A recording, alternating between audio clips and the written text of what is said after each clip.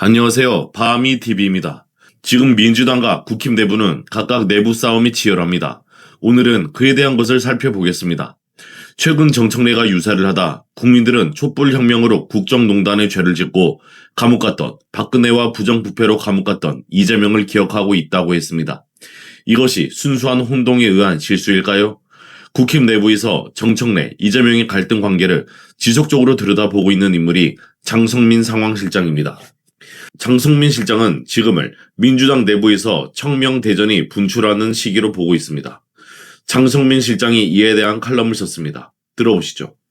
얼마 전 정청래 대표는 자신에 대한 테러 위협에 관한 기자회견을 가졌다.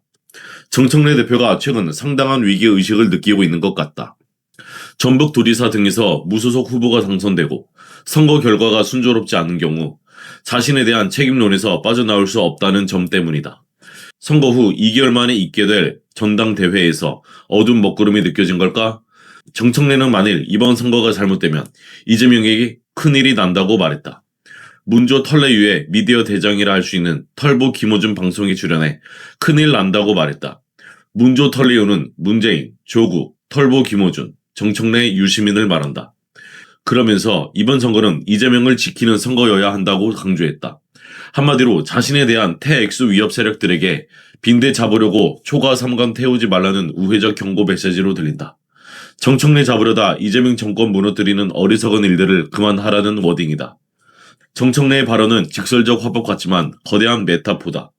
이번에 친명계들이 선거를 방해해서 그리고 정청래의 차기 당권을 막기 위해 의도적 선거 실패를 유도하고 있다고 한다. 이것은 곧 자신에 대한 정치적 방벽이 아니라 이재명 대통령에게 엄청난 큰일이 닥칠 것이라는 의미로 들린다. 그러니 허튼 수작들 그만하라는 메시지다. 여기서 큰일이란 무슨 의미일까? 이재명이 법정에 설 수 있고 공소 취소가 무효될 수 있으며 결국 재임 중 깜빵이 갈 수 있다는 협박으로 들린다. 정 대표가 부정부패론을 이야기하며 이재명 대통령을 강조한 것도 실수처럼 들리지만 거대한 복선이 깔린 메타포다. 이것은 선거 결과와 상관없이 청명내전이 정치내란 수준급으로 불붙기 시작했음을 알리는 신호탄이다. 민주당은 이미 6.3 지방선거 이후의 내전 상황으로 돌입한 상황이다. 장성민 글을 참조해 민주당 내부에 권력투쟁을 주시해야 할 것입니다. 국힘 내부는 어떨까요? 장동혁과 한동훈의 암투가 살벌합니다. 장동혁의 측근 김성회 비서관의 글을 보겠습니다. 정말 이놈의 뻔뻔함에 소름이 돋고 진저리가 쳐진다. 여기서 이자는 한동훈입니다. 무고한 박근혜 대통령에게 온갖 거짓의 누명을 씌워서 징역 30년에 1185억 원을 추징금으로 구형했다. 이제 와서 인품과 삶을 존중하고 존경한다고? 저런 악엑스적 심성을 소유한 사이코 X니까 30년 돌봐준 윤석열 대통령 등짝에 X를 꽂고도 윤이 돌봐줬다는 것은 X소리다. 법무장관 임명해준 것은 국민이라는 소리를 떠드는 것이겠지. 아무리 생각해도 이놈은 소시오 X다. 물에 빠진 놈 건져줬더니 보따리 내놓으란 소린 들어봤어도 돌봐준 사람을 향해 물에 빠뜨렸다고 지 X하는 놈은 처음 본다. 대통령이란 인간도 소시오 X다. 팬클럽 몰고 다닌다는 녀석도 소시오 X다. 아무리 우리 국민의 인지 능력이 박약할지라도 사이코 X나 소시오 X 같은 정신병자 정도는 골라낼 수 있는 것 아닌가? 김성하 비서관은 그래서 보듯 살벌한 싸움이 진행되고 있습니다. 김성희 비서관의 글 또 하나를 보겠습니다. 들어보시죠. 장담컨대 한동훈은 사퇴할 것이다. 6월 3일 이후 한동훈은 더 이상 정치권에 얼쩡거리지 못할 것이다. 한동훈과 그 졸개들 그리고 조중동 레거시 언론이 조작된 여론조사를 가지고 설치는 것 같다. 하지만 아무리 희망 회로를 돌려봤자 한동훈 지지율은 결코 30%를 넘지 못할 것이다.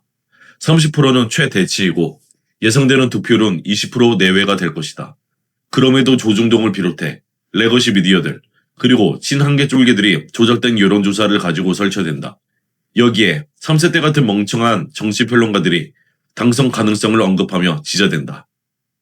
수준이 그러니 매번 틀리는 정치평론을 하는 것이다. 전국에서 차떼기로 한만구 집단을 긁어모아 새 과시를 했다. 겉으로 보면 한동훈이 대세인 것처럼 포장을 한 것이다. 즉 여론조사 조작에 한만구 차떼기로 대세론을 형성하려고 했다. 여기에 참새같이 지저귀는 정치평론가를 동원한 것이다. 이 정도면 한동훈과 그 졸개들, 조중동 레거시 언론의 노력에 박수를 쳐줄 만하다.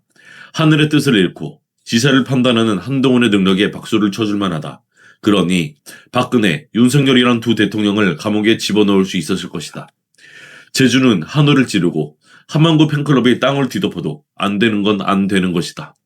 보수 진영의 사람들에게 한동훈은 무고한 박근혜를 경제 공동체로 엮어 30년 징역형을 때렸다고, 이 30년간 자신은 돌봐준 윤석열의 등짝에 X를 꽂은 간 X한 자이기 때문이다.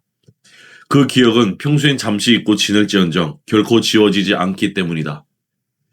그렇기에 투표장에 들어가는 부산 북구갑 주민들의 마음은 바뀌지 않을 것이다. 기껏해야 20% 내외로 3위를 기록할 것이다. 다음은 심규진 스페인 IE대학교 교수의 글입니다. 친장동영 성향의 정치학자입니다. 박근혜 대통령의 등장으로 한동훈은 단순한 낙선을 넘어 정치 생명 자체가 끊길 위기에 처한 것처럼 보인다.